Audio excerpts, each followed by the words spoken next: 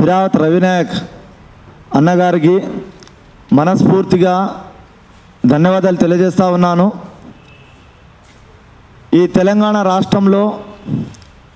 అనేక సంఘాలు ఉన్నప్పటికీ ఈరోజు టీఆర్జీఎస్ అనేది ఒక సంఘాన్ని ఏర్పాటు చేయడానికి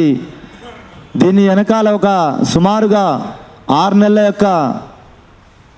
ఆలోచనలు అనేక సంఘర్షణలతోటి బయటకు వచ్చినటువంటి సంఘమే టీఆర్జీఎస్.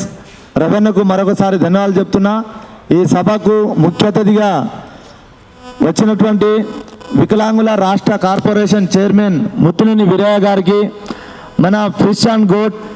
మాజీ రాష్ట్ర చైర్మన్ డాక్టర్ దూదిమెట్ల బాలరాజు అన్న గారికి,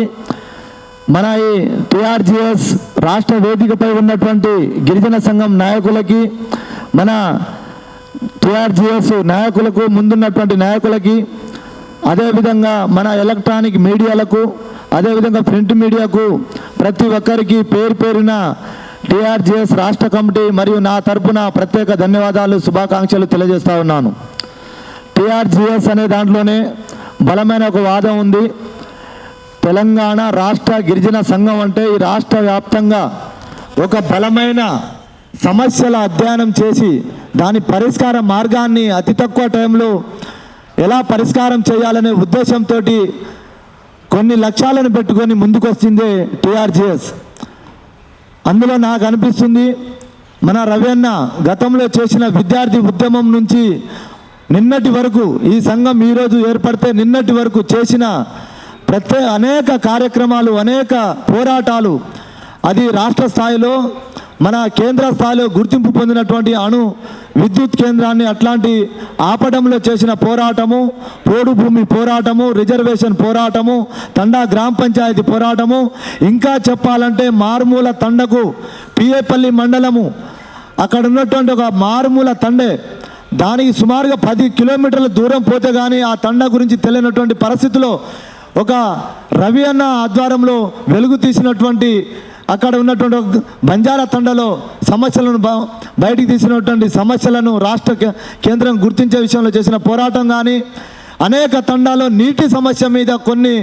నెలలుగా చేసినటువంటి పోరాటాలు, అంటే గతంలో ఉన్న సమస్యలు, ఇలాంటి అనుభవాలను రంగరించి భవిష్యత్తులో ఇప్పుడున్నటువంటి టెక్నాలజీని ఉపయోగించుకొని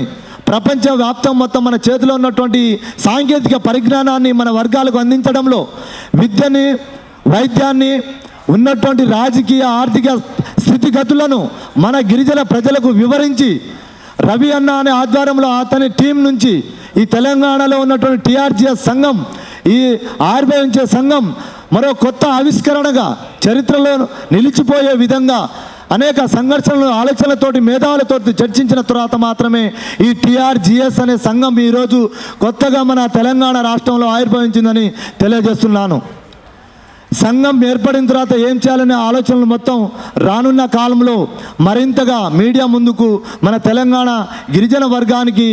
బీసీ, ఎస్సీ, ఎస్టీ, మైనార్టీ, పేదల, అగ్రవర్ణ కులాల వర్గానికి మన వాయిస్ ఎప్పటికప్పుడు టీఆర్జీఎస్ ఇస్తూ ఉంటుంది. అందుకనే మేము టీఆర్జీఎస్గా గిరిజనులకు పిలుపునిచ్చేది ఏంటంటే,